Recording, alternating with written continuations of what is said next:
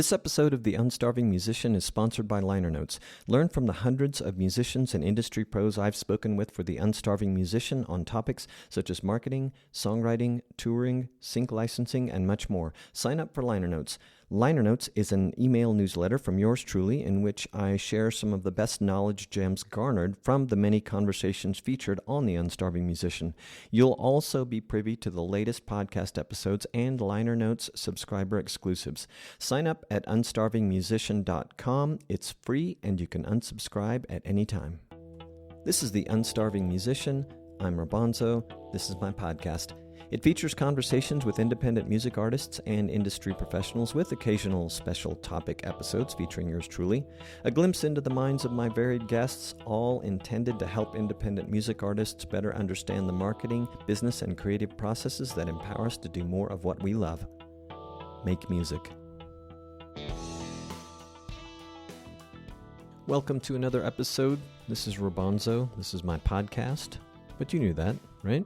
I hope you are doing well today, experiencing beautiful weather, getting all the rain you need, all the sunshine you need, all the love you need. As always, thank you for being here. It is a privilege to be in your ears, whatever delivery system you're using and wherever you are, whatever you're doing. I appreciate you. I want to give a quick shout out to Bandzoogle and those of you who use the Unstarving Musician discount code to try it out. It helps support the podcast, and you probably need Bandzoogle anyway. How is your website? You got one, right? My music website is on Bandzoogle. You can check it out at robonzo.com. I made some updates. I gave it a facelift with a new theme, a couple new images, and I'm still working on it, but I think it looks pretty decent. Keeping it up to date. Yeah, Bandzoogle really has everything you need. You can promote your music, sell your music, keep your fans and supporters informed, sell merch. They have EPK templates, crowdfunding templates, email and social features for staying connected with your supporters. So if you haven't looked into it yet, please visit bandzoogle.com and use the promo code ROBONZO for a 15% discount off your first year. That's promo code ROBONZO, ROBONZO. All right. I have a lot of gigs coming up, which is great. I'm the Unstarving Musician's Guide to Getting Paid Gigs, right? You bought that book, right? Moving to a new country for a second time has humbled me in many ways, just like it did the first time, including the ways of music. But things are definitely happening in October, November. I'm pretty excited. More on that. I mean, there's some house shows. There's a festival. There's some public venue gigs. And a new acoustic ensemble that I've been working on where I'm going to sing lead. It's going to be so fun for me. Hopefully fun for my audience. I'm sure it will be. We'll make sure they have a good time. I'm working also on a piece for Liner Notes subscribers on getting better gigs, and I was reminded recently because of all this gig activity of the value of creating your own gigs. I'll likely make that publicly available at some point, but if you want to read how I and others think about getting better gigs, go to unstarvingmusician.com/liner notes or the show notes for this episode, and to subscribe. It's free. It's good stuff. And you can unsubscribe at any time. I received a scam message via Instagram from someone claiming to want a personal song written for their son's birthday. I didn't think it was real, but I entertained it just a little bit, asked a couple of questions, and if I could get back to them. They were going to pay me $300. My wife laughed and says, "Are you sure? Where's that guy from? Are you sure that's not 300 pesos?" Which would really be low pay. $300 though was pretty good. I was up for it. But anyway, I went to my pals at the Music Marketing Method group, just in our private Facebook group, and quickly had them say it's a scam, which is kind of what I was wanting to find out. And they were quick to tell me the guy's name even came up, a screenshot of him. Anyway, I reported the asshole to Instagram, so hopefully that... and I figure those people probably are creating new accounts all the time.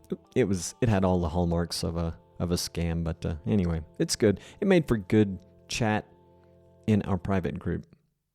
So this interview is a little bit different. It is with a musician, but with the co-founder and CEO of a company called Loudly. My guest is Rory Kenny, being that co-founder and CEO of Loudly. Loudly is a platform that helps create AI-generated music in seconds for your videos, social channels, advertising media, podcasts, apps, and more. It's 100% royalty-free, and it's pretty easy to use. I checked it out. It gave me some ideas on some, like drum videos I could do, and who knows, maybe I'll write with it or something. But every sound on Loudly is a human-made and restructured. They're restructured as samples, loops, and stems, and Loudly allows users to download the stems from AI-generated tracks and use them in their projects on their DAW of choice. I don't know that that's a novel feature, but it's very cool, very, very cool, and Rory and I talk about the possibilities of that particular feature.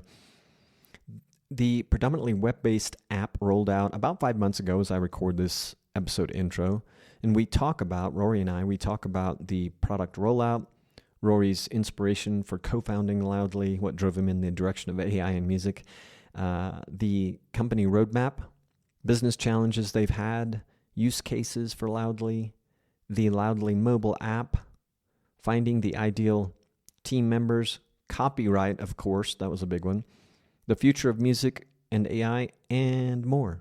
Always more, right? No matter what you think about AI, this conversation and the trends that will follow are well worth our time and attention, in my humble opinion. If you have follow-up questions, I know Rory's open to hearing from you, and you can certainly send your questions to me. I'm happy to follow up with Rory on your behalf. You can check out Loudly at loudly.com, loudly.com. Link in the show notes, as always. Please enjoy my conversation with Rory Kenny of Loudly. You can hear it on Apple Podcasts, Spotify, and other fine audio platforms. Here's me talking to Rory Kenny. Are you from Berlin? No, I'm originally Canadian. I'm from Montreal. Oh, wow. How long have you Yeah. been in Berlin then? I've been here for a little over 6 years. So by way of London, 10 years, and then Berlin, 6 years. Wow.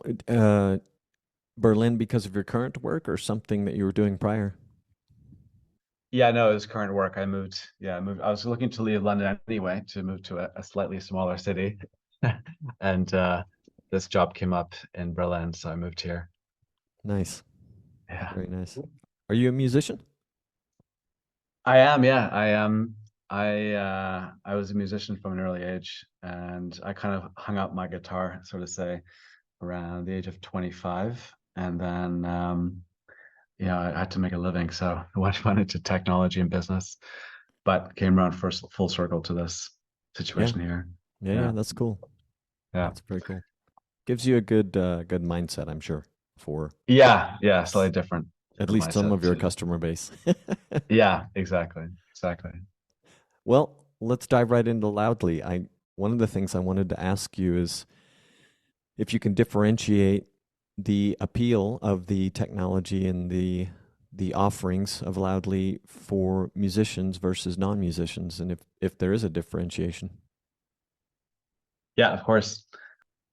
Yeah, it's a great question. I think it's still early days to figure out, what AI can do for music in general, and there's so many different avenues it will take. So what I can talk about is really maybe my learning so far from our audiences and feedback we've received from our user base. So what I can tell you right now is that approximately half of the user base that we have identifies themselves as music creators and or songwriters. So I kind of put those into the same block because they're effectively people who are creative and who have experience making music prior to coming to Loudly. The other half of the audience is a bit more of a mix, but identify themselves mostly as more like the typical digital content creators. So that they could be video creators, they could be podcasters, they could be even like gaming companies who want music for their published games. So the second camp could be described as non-musicians, and the first camp could be described as people who have experience in creating music already. That's interesting. I hadn't given a lot of thought. It makes complete and total sense, and perhaps did cross my mind when I looked at the platform that you would have a lot of creators that aren't necessarily musicians, but I think you mentioned YouTube and podcasts, of course. Probably it did cross my mind because I was like, oh, there's a lot of cool stuff you could use here to produce your podcast show if you want to try and get more into the production aspects and all the things that many of us independent podcasters aspire to, sound wise, Yeah, soundscape yeah, wise. exactly. Yeah, I think going back to your original question, because I didn't quite answer it. So what we're trying to do with our roadmap development and our journey is attempting to create a product that both appeals to music creators to some extent. We can't fulfill every single, demand requirement from different levels of musical creativity. So from like amateur to pro, it's a very different expectation from a service like ours. And then same thing for the non-musician creators who may have a very different use case. They may aspire to something where they can have a hand in creating something that is unique to them or personal, and they'd like to do it fairly quickly, I'd say. If they're a bit more ambitious, they can also further customize and make it more personalized to their project. So we're trying to do, and it's a fine line, but I think it's one that every single, let's say, AI music company is going through at the moment is how do you design a product that sits somewhere not in the middle, because it's always described as a bad place to be, but somewhere where there's enough depth that people who have ambition can go a little bit further, and they can even learn along the way how to modify and customize music. And there are those people who just want to come in quickly and get music fast. So that's the kind of the journey that we're on at the moment, is to try to explore these kind of product designs and features that appeal both to, let's say, amateur to, I would say, semi-pro. So when it comes to professional musicians, then we're not necessarily considering that category right now, because we feel like, they already make music incredibly well. And they also have very in-depth aptitude towards technology, such as their DAWs. So, and in that sense, we know that they can accomplish much more and much more powerful, aspects in music production there. So then the appeal for them might be a little bit lower now at this time, I think, in the phase of AI music. But of course, it is evolving rapidly. So we'll see. We'll see where we get to in a couple of months. Yeah, I wonder, as you mentioned that, the independent pro or the pro who's got his own DAW and home studio.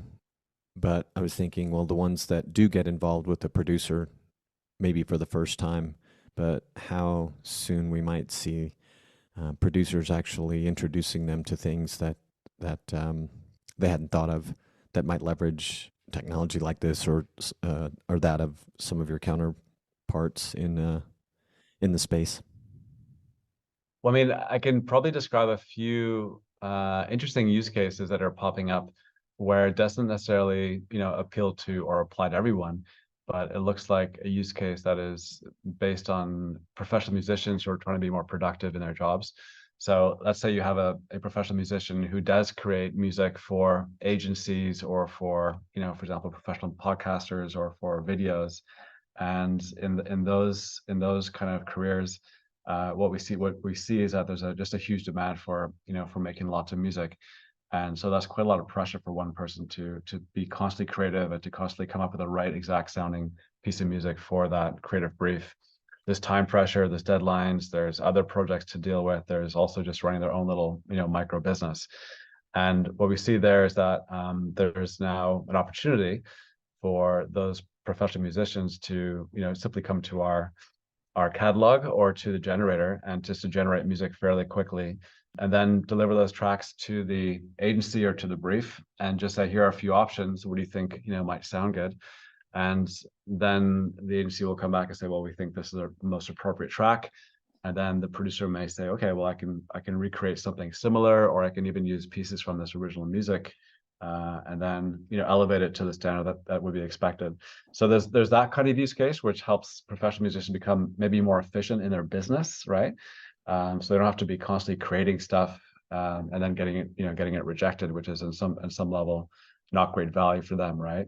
So there's an aspect of being more productive, being more efficient, being better at your micro business, reducing costs, increasing time to do other things.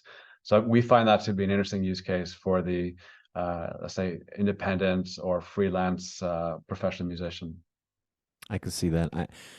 In the little bit of time I spent to go play around with it, it occurred to me, just to share my quirky use case potential here, is so I've made a handful of drum videos where I play to loops from the Apple Logic Pro library, and just short things. And I was like, oh, I can find some new loops in here, perhaps, create some interesting things here. So but I could see the situation you just described quite easily. What inspired you to pursue Loudly, and also if you could talk a little bit about your involvement in the creation. My first impression was you did create it. As we were sort of getting acquainted in the first minute or so of our call, I thought, oh, did you join a team actually, and were there in the beginning to help create it? How did that work out, and what inspired you to move that direction? Yeah, so I mean, it can be a long story, but I'll try and keep it fairly short. So, like I mentioned in the beginning of the interview, I was, let's say, a professional musician at a young age. So from the age of 13 till about 25, I increased my chops in the music arena, and I put out quite a few records as a singer-songwriter with a band, recorded quite a lot professionally, and was classically trained up until about, let's say, 13, and then I just gave up on classical music and moved into quasi pop music, right? So that was my background, and music was my 100% hardcore passion for many, many years. I then also dabbled more professionally, let's say, with career ambition into television and film and directing and editing and screenwriting. But then throughout my early 20s, I would classify myself as a starving artist situation, which was reaching a critical kind of point as I moved through my 20s. And so at that point, I decided that I would have to take a more responsible route, for better for worse. And I went to do a degree in business in the UK at Cambridge University, and then I moved to London, where I was hoping to spend maybe a couple of years to get established and then move back to Canada. But of course, I stayed longer, stayed 10 years, and I ended up just actually accidentally getting into technology. So I got into a startup, and I just started to learn the ropes about startup technology, business models, etc. And then I continued for about 10 years in technology. I then eventually wanted to, go back to my passion areas, which would have been sort of media entertainment or music. And then it just so happened, serendipitously, I mean, it's just sometimes you can't plan these things. I was put in touch with a very well-known and very successful entrepreneur here in Germany by the name of Jürgen Jaron, who runs an investment vehicle called Bellevue Investments. And Jürgen had already launched a mobile application called Music Maker Jam, which was already at the time fairly popular. And when I started to play around with this application on my phone, and I hadn't really touched music in roughly 15 years at that time, so I was sort of just surprised by the amazing things that you could do. And so by that time, like my background was always more in the art rock or post-punk kind of genre, where I felt pretty comfortable, guitar-based kind of music. But I'd never had the confidence or never tried or put the hours into becoming better at, let's say, electronic music or hip hop or trap or house, those genres that were becoming very popular. And I had no experience there. But with this mobile app, I was able to download sounds and create songs across many, many genres very quickly. And I was just blown away by that magical feeling of being able to create again, and also to do it on a phone at such high quality.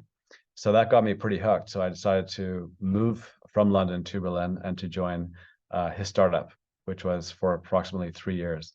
So while I was joining a team that had already established a kind of a music system and a mobile application, I looked into what the company had, and what we had was quite a few things that were interesting. So we had quite a huge catalog of audio sounds that the company owned outright. Secondly, we had a music system that was based on, let's call it metadata, or music as kind of a code, so which was also quite new and interesting to me. And then thirdly, we had also a lot of songs that were being created by the community of the application, but all using the sounds that we provided. So with those kind of, let's call them assets in the business, when I started to look at how AI was impacting other areas, such as design and image, I just realized that this was going to come to music anyway at some point. So it's kind of an inevitable arc that was about to happen. And so with that, I said, these ingredients we have in the business could lend themselves extremely well towards an AI type technology and system. And we should probably, take a bet and just go with this. So the other insight that we had at the time was that our music creation users who are using the mobile app were spending not 10 minutes making a song, but spending more like like 3 days, if not 2 weeks, to get the perfect song out of it. So it was still quite a manual effort to select the sounds you wanted, to construct the song that you wanted, and to mix it, and then to finally like render it.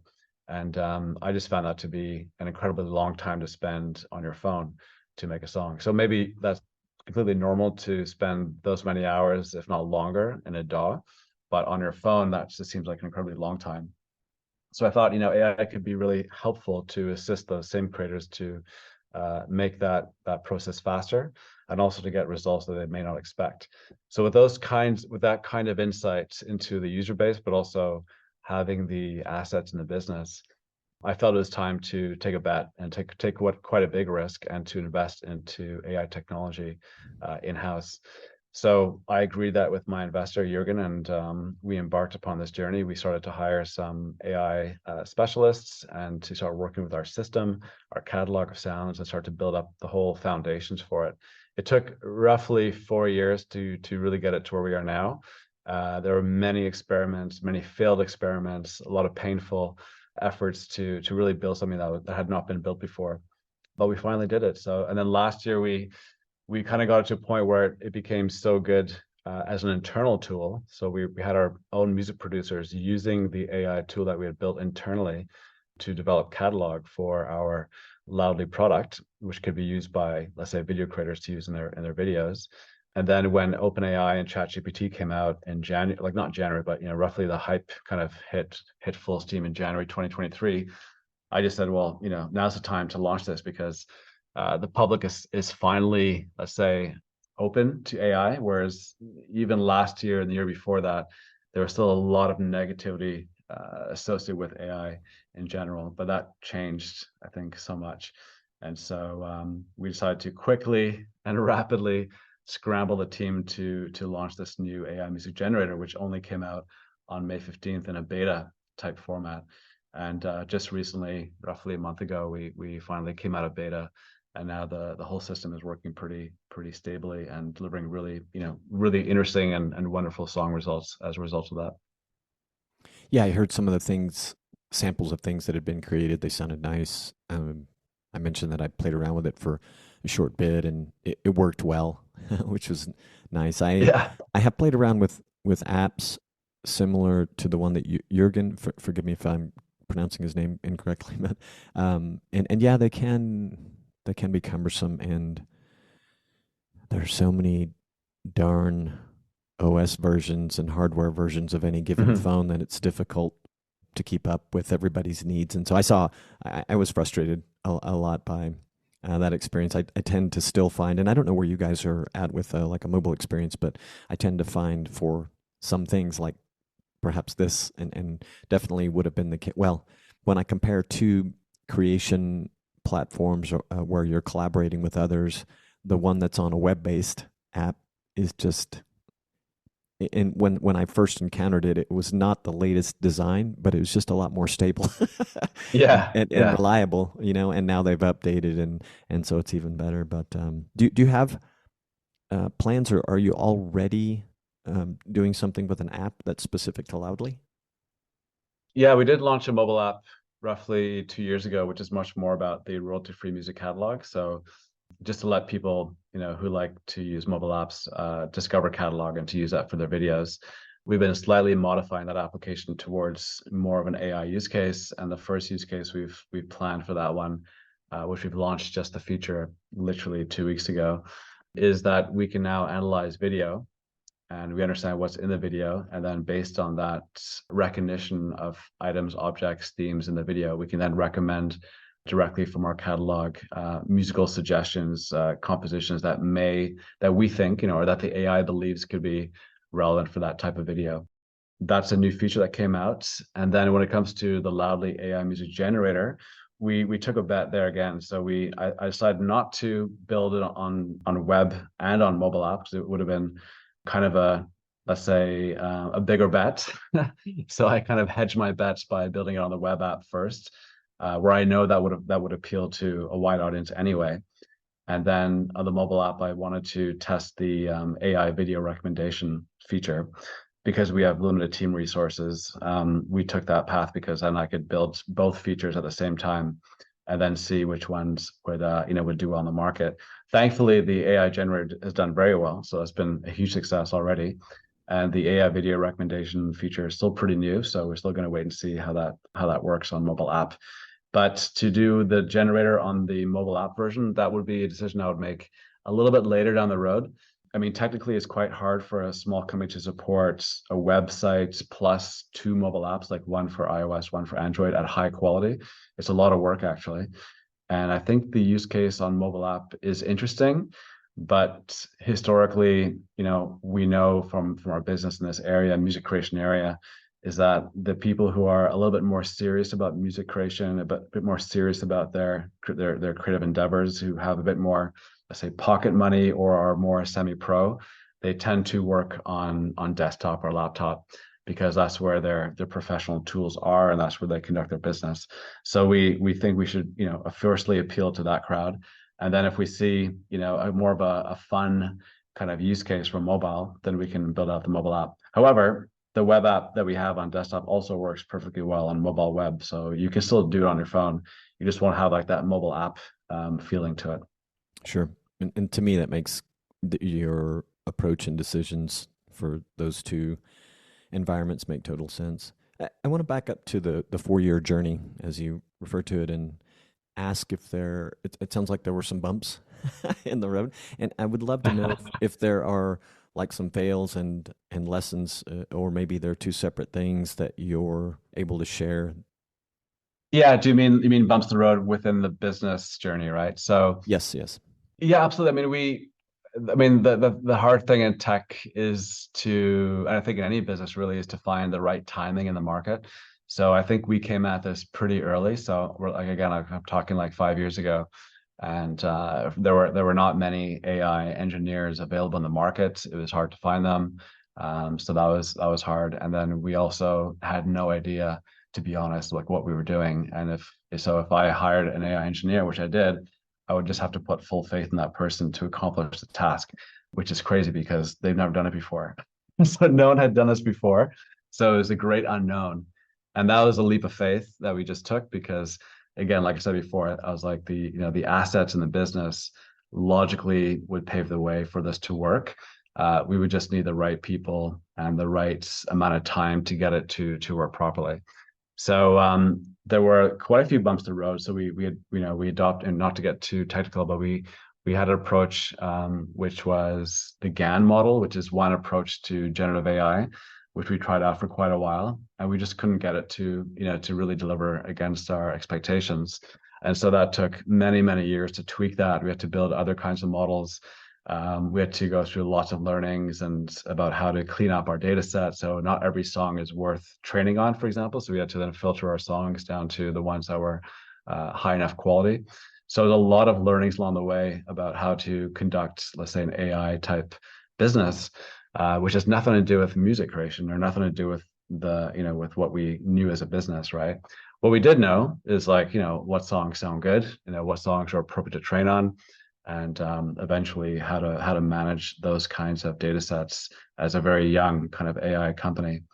So there were quite a few bumps otherwise, in the sense that, for example, you can train an AI upon music. If you can do really well there, but then when it comes to generating the new music, a whole other area is involved, which is called music information retrieval, which is effectively turning music into code that an AI or a machine or a computer that can understand.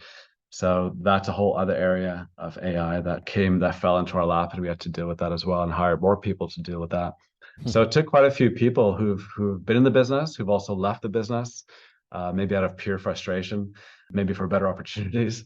And then we've hired other people and new people. And I think, what I'm really happy about now is I can say that for the past, let's say 12 to 14 months, we just have an incredible team and the right people to develop this platform. So like really like a bunch of stars. And the common theme that I find with the team at the moment is that they tend to have a background in music. That's really important. Plus they have the twin super skill of being interested in AI technology and have capabilities within AI, if not having a degree, in AI technology. So the winning formula so far has been to find these kind of unicorn type people who have both a background in music but also a background in AI, and that's pretty hard to find that. I mean, there's not many people like that out there.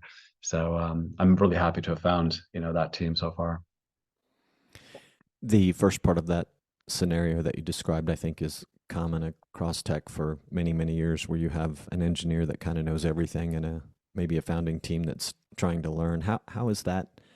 I'm assuming over the years that this has been going on, that has sort of changed by virtue of just learning a lot more as the executive team, but maybe just with specific person or persons that are in the company. How has that situation changed for you as a startup? I think there's no one solution that fits all. So I can only speak about, our journey in the sense that what I just found is that if you have people in the team at a senior level of responsibility to take on big projects, like for example, a lead AI, engineer, if they don't have a background in music, and they can't judge the results themselves, then it's going to be difficult to achieve, high quality music, for example, in our scenario, because they would then have to rely upon another side of the team to make the judgment, and then they'd have to be able to communicate together in such a way that they understand each other, and that's actually very difficult. It's not like AI engineers don't speak the same language as professional music producers. They just don't. They're like completely different planets, completely different approach to what is quality music and what sounds good. I went through that process for a while, and that was very frustrating because I couldn't build that bridge. It became almost impossible. So it was much easier instead of trying to build that bridge to solve that problem. It was just much easier to find the people who had the propensity on both sides, who automatically understood music, but also understood the technology that would be required to make it worthy of an AI project, or to make the results sound better, because they intrinsically understood music already. That takes you from 0 to 100 pretty quickly. Like everything just gets much better and much easier and much more fun to even have the discussions about how to improve things. And the results are also much better as well. So what I'm really proud of is that we found people, like I found music producers too, who are so amazingly talented at making music, A, and then B, also very technically adept in terms of how they approach technology and not afraid of it.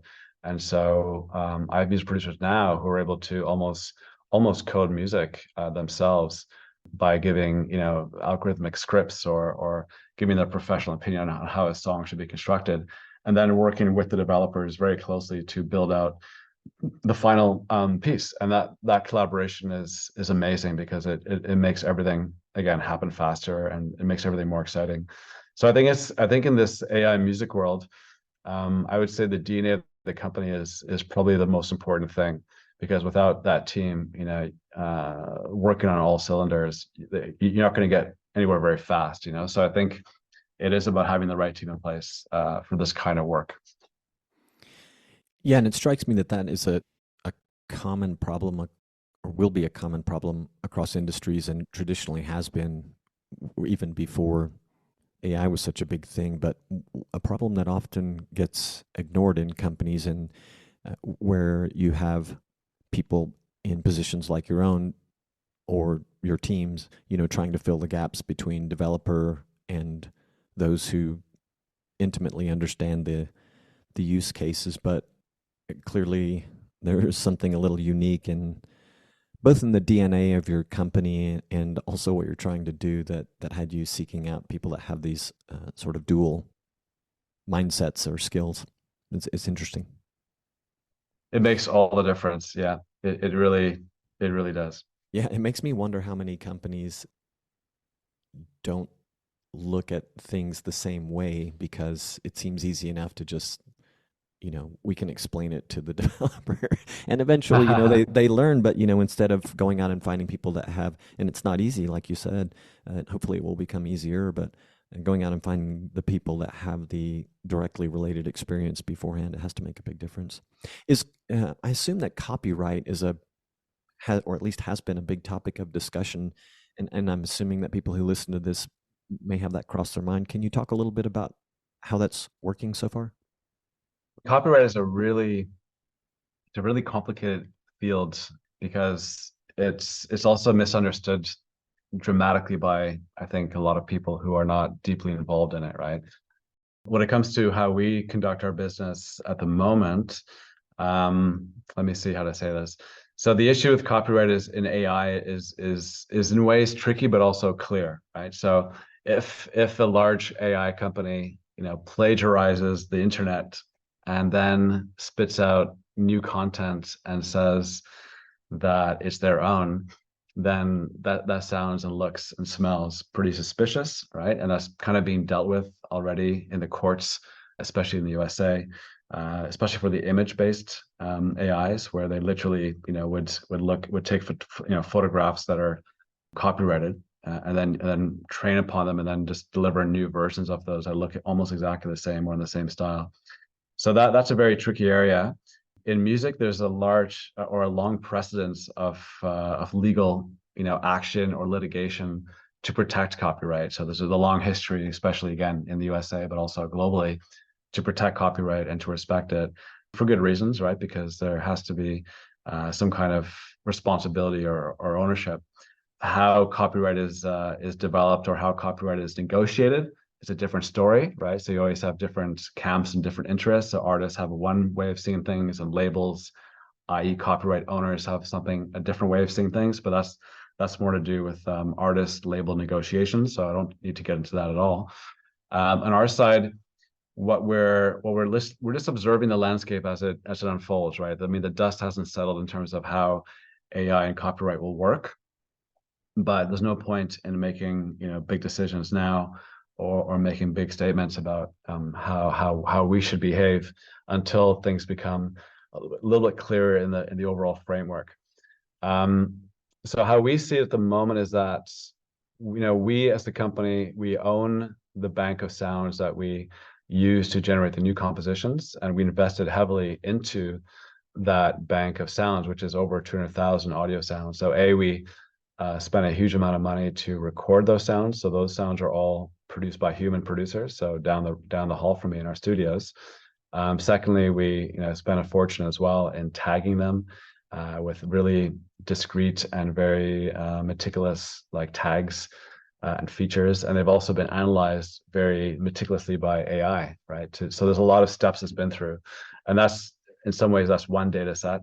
The other is that we've had to also, invest into our music creation app, which also developed a community, which created all the music that we've trained the AI upon. So there's been a lot of upfront investment across how we generate music in general, just that in that one area. So when a user comes to us and creates a song, I mean, if you look in the definition of what they're really doing, is they're kind of clicking on a few parameters, and they're requesting music, from our system that is based on algorithms. So we get into this difficult area, which I'm totally happy to get into, and I don't mind if it's too controversial, where the question is, what is creation, and what is creativity, and who is creating? And before AI, it was pretty simple, because you would just say, well, this person spent hours creating this piece of work, so they are the creator. And then you can get into this discussion around plagiarism, and that those situations were settled in courts of law, or they came out with some kind of deal for compensation. On our side, at the moment, we will definitely maintain copyright over all the music that we produce or generate. There's no kind of gray area there whatsoever, until we allow people or creators to use our platform, but also to add their own music to it. So when we do that, and we will do that eventually, then of course the copyright changes, because then you have a new piece of work, which is, let's say, half Loudly generative AI and half human direct creative composition, where we have no influence whatsoever. And so in that scenario, then the copyright can change easily, and I can't wait for it to change. I would love to be able to allow for mixed copyright or dual ownership copyright, or whatever split makes sense for the creator to be properly valued and compensated. So I think when those features come around, where it becomes much more collaborative in terms of contribution to the final product, then I think we're going to see more interesting royalty splits and copyright sort of ownership splits as well. It should all be very fair. It should all be very open and transparent. And I think one of the values that AI can deliver, ironically, is that we know, like our system knows exactly what pieces are in the musical composition. Like we know exactly where it comes from. It's all because it's all done in a system and it's all coded and it's all transparent. So this is a blessing because then we can just be 100% sure about what pieces or what elements of the composition belong to who. And so with that in mind, the final output can even come with that attribution described. So you have your track, and we can even just tell you right away, like, 25% is Loudly and 75% is coming from the external creator. And then it's clear. And then at that point, the creator and us come to arrangement as to who owns what and what kind of royalty splits they envision. So that's coming anyway, but I think it's going to be fairly easy. And I think it's also the right way to do it because even in the music industry today, where there's with the absence of technology to do that kind of thing, there's so much chaos around, who owns what part of the song. And that continues, even without the advent of AI. So like I don't think we're here to solve that problem, but we can be ethical, responsible, and taking the right approach, I think, going forward. So it's super interesting. But so what happens in my scenario? I find something that I want to play as a loop and put drums over it and put it out on a YouTube on my YouTube channel. And I usually think like nobody gives a shit what I'm putting out there as long as YouTube doesn't pull it off or tell me I'm suspended or something. And then hypothetically, someone like me who's doing this, like, man, I really like that. I think I'm going to make a song with that. So what currently happens in that scenario with copyright? There's so many scenarios, and there's also scenarios that we can't even track as a business, and no one can track. Again, that was true before AI. All right, I mean, like if you look at Splice and how people use Splice.com, which is an amazing company, there's a lot of gray area, right? You take samples from Splice that are made by other creators, and the rule there, I believe anyway, I don't want to speak for Splice, that you have to mix it with your own music, and then you can kind of claim copyright, but it's not clear how much contribution you do as an artist versus how much you've used Splice audio sounds, right, in your final track, and no one can really know. So there's a gray area that precedes, what we're about to do. What I can say from our side, so there's two things, right? One is copyright, which is like an asset class. It's like you can buy and sell copyright, right? I mean, this happens all the time. Like there's big funds who go out and buy Bob Dylan's, catalog. They're effectively buying the copyright. I mean, that's exactly what they're buying. They're buying the copyright, which gives them full control to exploit the rights and all associated revenues with that catalog. What we have in mind is something similar in the sense because we need to also work within the existing framework. So if we own the copyright, that's great because then we know who owns the music, but we then have full control over the grant of rights. And the grant of rights is where things get more interesting. So we can grant any right that we want to on the music that we have generated. So if somebody wants to use the music in their video, then that's called historically a synchronization right or a sync right. So we grant them the sync right for a certain price per month or per the duration of their, of their video on YouTube. If somebody wants to use the music in an advertising campaign, let's say on TV, well, that's a more premium synchronization right, and it will be much more expensive because that's how the industry works today. When it comes to using it on a YouTube video, that's a synchronization right, very simple. We can grant that. But if you then decide, oh, I really liked that music I used in my video, and now I want to incorporate it into a new composition, then well, we're also we're trying to develop a framework for that kind of use case, and it's a little bit tricky. Some companies are moving very fast, aggressively to you can just use whatever you want. That's great, I guess, if they can afford that. But I think from our side, we have to just be a bit more, let's say, careful about that, because we then get into copyright infringement, or unintended infringement of our catalog. So it's a very tricky area, but what I can say is that we are developing a kind of let's say commercial tiers where if you do want to, let's say, purchase the use or the commercial rights, it's more like a commercial right to use the, let's say, the drum loops, right, in your composition, we can definitely arrange for that. We can grant that. It can also be done automatically on the website, like wouldn't require negotiation. Hmm.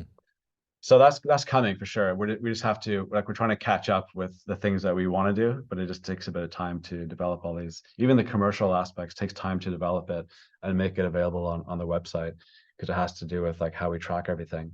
So a good example would be like, I think BeatStars, right, which is a pretty well-known company, where it's a marketplace where producers, put up their, let's say, their beats or their audio sounds or their track, and they say I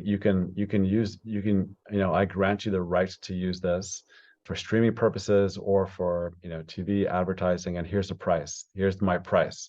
And they basically set the price and on the site, and if you agree to the price, then you purchase it, and then you can use it as you wish in your new song that you want to stream on Spotify, or you can use it in a big TV commercial.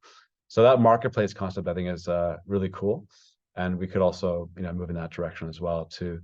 And again, it just unlocks the value for everyone, right? So the original producer makes money, but then people who really love that music and want to use it in their composition can also do it. But then the copyright is still retained by the original creator. It's just that they've granted the rights to earn revenue off those sounds in a new composition, right? So it's a very different thing to copyright.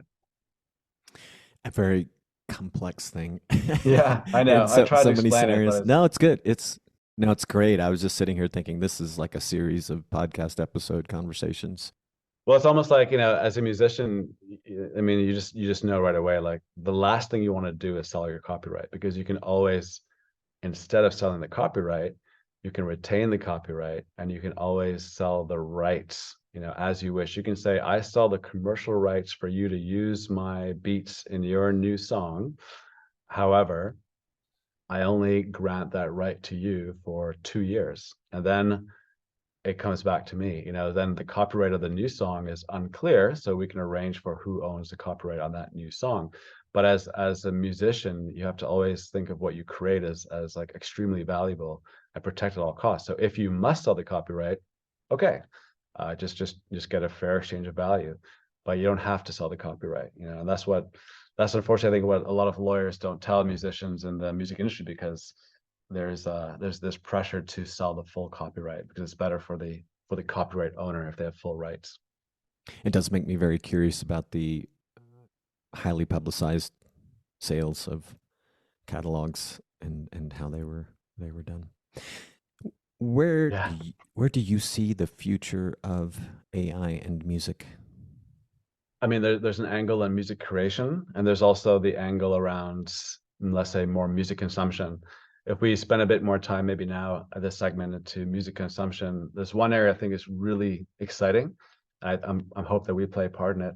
Historically, and hasn't really changed. The music format that we know today is an MP3 or a WAV file, which is effectively the transfer of analog to digital, and it is what I call a fixed format. So this has been around forever and hasn't changed, and no one's bothered changing it. But the technology has rapidly evolved in the music category, and I think what's happening now, and this wasn't true even maybe a year ago, but I would say today it's true that, like, for example, we can now create what I call an interactive music format. And by that I mean that when you have a song, you no longer just have the song anymore. I mean, you have the stems too, because there's a massive movement towards stem separation across the music industry. So if you have let's say you have 100 songs as example in a bucket, with stem separation you have, let's say, 5 times that. So you have 500 stems will come out of that bucket of 100 songs. This is becoming pretty much mainstream, and many labels now have the stems to their songs, and they're looking at ways to monetize that and to get those stems used or listened to. And the interactive music format is the evolution there is that you can also understand that today, as we've done, is that music is now it's like code. We can understand music as code in our technology. If there are stems out there and we understand music as code, then in theory we could also as a business, as Loudly, we can ingest those stems into our system and then create what I call like an AI song pack. The AI song pack is basically a music format where AI can manipulate and modify the sounds and the stems and the instrumentation, and also reinterpret or add even effects over everything. That leads to a very simple use case, which is, let's say you're in a streaming service and you hear your favorite song, which you've heard 100 times over or 1,000 times over, but suddenly, you can press a few buttons in that application and you can hear variations of that song. You can personalize it. You can add different moods to it. You can remove instruments. You can replace instruments. You can even, with voice synthesizers, add your own voice into that song. So while that may seem a little bit crazy from the original intent of the artist who had made that amazing song, for the fan, it's an interesting use case because there's so much emotion associated with that song that the intent to reach in and to play with that song is already very high. So to enable that interactive music format, I think is going to be something that will definitely come. It's kind of like inevitable. It will come, and I think it'll be also really interesting for, again, for the streaming platforms, for the fans, but also for the original copyright holders, and also for the original artists who then say, suddenly my song can be reinterpreted by all my fans, and why not? It just creates more of an engaging experience and evolves the whole value of that original piece of work. I was reading on your website. I don't know that you published a lot of written content about this specifically, but I noticed that you were doing some things with stems, and I'm like, oh, that makes sense. But having heard this, it's kind of mind blowing to think about. And I was imagining opportunities for creators or the traditional music artists and producers, new types of opportunities in the way they set up their initial relationships because of the abilities to use high quality stems in this world of AI. It's very interesting. Yeah, I mean, it's still really new, but I think there has to be some kind of momentum on a few different angles. So the labels have to want to dip their toes in this area because they're the ones who own the copyright and they control it, right? Like they control it more than the artists do. Then the artists who are quite, let's say, influential have to want to do it too, because they're the ones who also can block, remixes of their songs. So they have to have an appetite for it, and they have to also persuade the labels to do it. And then the stream platforms have to enable the experience, right?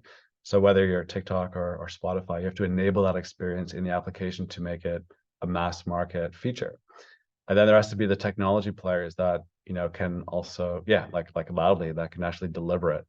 So there's quite a few balls in the air. They have to all connect and serendipitously, or magically want to do it at the same time. so I've been trying to, speak to major labels about this for a while now. They're really open, but then, they get a bit reticent about going into the legal aspects of it. And so I think we're getting close, because now I can see that the evolution of streaming, from what I understand, is that they like to, create more engagement in the application, a little bit like how TikTok is functioning. Let's say TikTok is in some ways paving the path towards this more deeper engagement, because there's a lot of benefits for the platform if that's the case. And also users like it, right? The users expect to do more things in the application than just watch or listen. So in a funny way, the technology platforms, by the virtue of their own necessity and requirements for what is considered a successful product, it lends itself more towards engagement, and that just means people tapping or clicking more. And the benefit here is that if you have an interactive music format, then you can definitely get that. But the benefit there too is that people are doing something productive and creative and exciting. It's not just clicking on advertising or, to buy shoes, or actually like creating something different, and they feel, let's say, good about it. So I think that's an interesting, way forward. And like I said before, we have the technology here to do that. And we're having quite a few conversations now with different players to see how we can move this forward. Yeah, and I hope those opportunities creep their way down into the independent and more nimble spaces where there are not as many worries. And maybe I was thinking of decades ago, an artist named Suzanne Vega had this song out that was very popular. It was an a cappella track.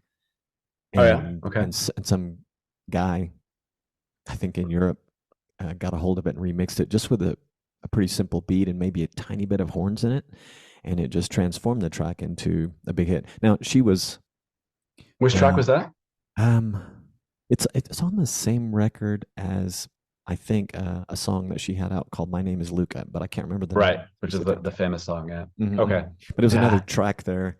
But anyway, I was just thinking, like, if you even because there are so many empowered independent artists now, I'm just imagining, a time when that could happen to someone, and much more in an easier way. But that I don't know. It seems like there's a lot of neat discoverability use cases for just sort of mashing up and playing around with the stems. It's very interesting, though. Very interesting indeed. Well, I think if you're like a new artist and you want to control your business, which I think is a big trend now, right? You want to control your distribution, you want to control copyright, you want to set up your own social media persona and platform. You have to think of yourself again like a micro business, and there's only so much time in your day, and there's only so many people you can speak to and do your business with. And if the idea or the technology became available, which we're working on it, which is like just upload your stems into our system, and then you'll get your own basically private AI with your own music. I think that's really appealing because then as a musician, you can also generate a lot of variants of your own music. So you can control all of it, right? You don't have to make that publicly available. You can also just make it private to you.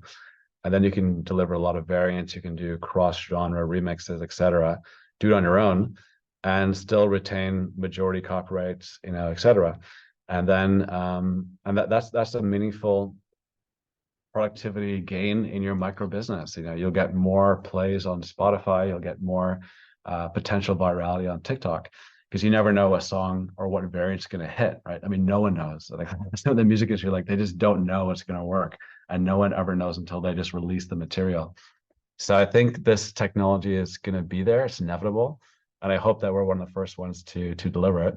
And I think there's a huge benefit to rising independent artists who have control of the copyright and they can make decisions. And then with the labels, it's up to them to negotiate with their artists and to find a way through it so they can also take advantage of it. I have to say this is the first time I'm genuinely excited at any level about the convergence of AI and music because it's by and large been kind of depressing to me. but but I think this is kind of cool, and I know there will still be some facets of it that I may find sad in the future, and that's just by virtue of the fact that I've been playing music for so long, and but Like I said, I mean, we've done we've done this with some very big popular songs on behalf of the labels, like basically to do like private demos for them. mhm. And whenever I do it, I'm always so pleased by the outcome. Like the music just sounds amazing. So it retains the original production value. It retains the original, melodies, and the sound quality is all there. It just has a different vibe, a different feeling, Mhm. and it just sounds really good, and it's really fun to be part of it. So I mean, I'm sure that my experience will be shared by many people who get involved in that. So I can say that I could say with a very high degree of confidence that I'm very positive about that aspect of the future of how AI can work with existing material. There's a huge opportunity there in itself. And then when it comes to depressing stuff, there I'm like, I don't know, because like I can also look at the music industry today and I can look at the top, 25 songs. I can also get depressed, right? By Mhm. by that. There's I think it's a bit tricky to say, and I'm not trying to critique you, but I think it's a bit tricky to say I find it now depressing because I think a lot of musicians get very frustrated with the existing frameworks and the existing trends in the music industry and the existing gatekeepers and how to get business done. It's very difficult. I mean, you know how difficult it is. It's incredibly difficult to get things done and to get your way and to be heard and to get the right record deal and to get the right distribution and all this stuff. It's just extremely hard. And then when you hear, what's popular on Spotify or on radio, you say, well, you might say, well, that music is terrible and mine is better. So there's all kinds of frustrations, I think, that have been around for a long time with how the music industry works. And in some ways, I'm not here for that to make that go away because that's a larger industry issue. But what I can say is that the main thing I think musicians should think about when they look at AI is to look at it just as another tool in the box. I can say for sure that, AI will become embedded in every creation software tool that you use. It's just going to be there. And the most important thing is to just be curious, right? Just be curious about what it can do, and start to learn about it, get comfortable with what it does, be confident about how you think about, is it delivering value or not delivering value. It should be seen as a servant, right? It's like all software is a servant to people and to us and to businesses. It should deliver some kind of value. So there will also be a very Darwinian type journey. Like, the best software will survive, and the stuff that just isn't valuable will just perish eventually anyway. So there'll be kind of a Darwinistic approach to how AI services continue. And then I think, my prediction is simple. There'll be billions of people in the next 5 years who will touch creative AI software. Like, it's just because it'll be everywhere, they're gonna start to use it. That's interesting because it creates what I call the era of mass creativity. It's upon us. Like, I think AI is going to be the reason for this. So you'll have many more people in the world who can suddenly, achieve creative tasks which they couldn't do before because they have no training, and that's okay. More people creating more things is, I think, a net positive. And then I think what that means for truly creative and highly talented artists, music creators, I think for that minority, because that's really a minority across the population, right? But also an important minority.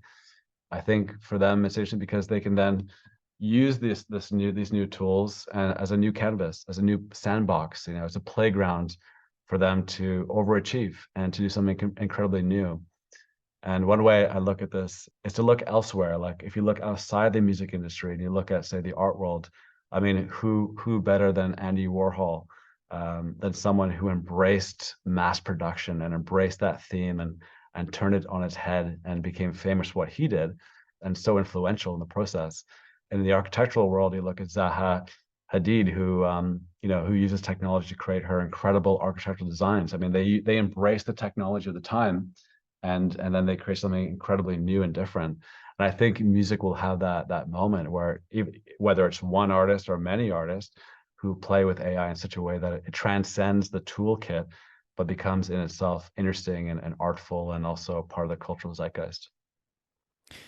Yeah, and it strikes me that music is very much a canary in the coal mine for things to come, and this has all been very interesting, and truly this part that I mentioned, having been a little sad about, is exciting. I mean, some of the things that we talked about here, especially at the end, are very exciting. So I think it's all cool.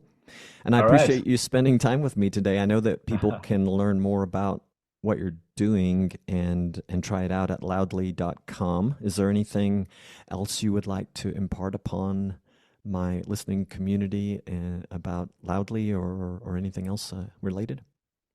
Thank you so much for having me on the show. And I'm always like happy to share more perspectives. I do think about it quite a lot. I think the funny thing, I'm thinking about a lot more these days, and which I never thought about before. And AI forces you to think, and to question, like, what is it to be human? Because AI has this idea that it has its own self-learning and self-understanding, and it can do things that humans can't do or don't do well. But at the end of the day, having thought about this, even on a philosophical level, the main thing here is that humans are incredibly creative. We're actually much more creative than AIs are at this time anyway. What we're maybe not good at is processing so much information so quickly, right? Where our brains aren't meant for that. However, the thing that humans do so incredibly well is to create narrative, create story, engage directly with audiences. The musical variations that humans have done are incredible, beyond belief, beyond scope, even beyond what AIs could even train for, in my opinion. So while there are going to be huge, interesting things coming out of AI and music in general, what's not going to change is the propensity and the opportunity of human creativity. It will just simply get more and wider, and even in itself become exponentialized. So I think I'm very positive on that aspect of the future of human creativity. Well, thank you for that optimistic note to end our conversation. I'm sure everyone will appreciate it. My pleasure. Good talking with you, man. This episode was powered by Podcast Startup. If you feel you need a little help with that podcast you're contemplating, Podcast Startup may be just the thing for you. Podcast Startup is a program designed for new podcasters. Did you know that most podcasts don't make it past their first few episodes? That's right. They start, they stall, and then they die. Sustaining a podcast ain't easy. It's commitment. A lack of planning and misaligned expectations are a recipe for fast burnout and fade out for podcasters. This is exactly the kind of thing that Podcast Startup was designed to help you with. If you're intrigued, if you want to start a podcast the right way, go to unstarvingmusician.com/podcast startup to learn more and to receive free podcast startup tips from yours truly. Thank you for listening. You can leave us feedback, questions, comments, complaints at unstarvingmusician.com/feedback. If you enjoyed this podcast, please follow us on Apple Podcasts, Spotify, or wherever you listen. If you love this podcast, please visit unstarvingmusician.com/crowd sponsor to learn about the many ways of showing your love and support. Your support does indeed equal love. The series music you heard in this episode is New Gods Part 2 by yours truly. Find links for all the places to hear the full version with vocals by yours truly at robonzo.com. If you do not yet have a website for your music, check out Bandzoogle. It was created to help musicians and bands build their website and manage direct-to-fan marketing and sales. Bandzoogle has amazing design options, a commission-free store to sell music, merch, tickets, and more, plus tools that can capture detailed fan data for you. Try it at bandzoogle.com. Use the promo code ROBONZO, that's ROBONZO, to get 15% off your first year. Find links for all the people and things talked about in this episode at unstarvingmusician.com. Peace, love, and a whole lot of gratitude.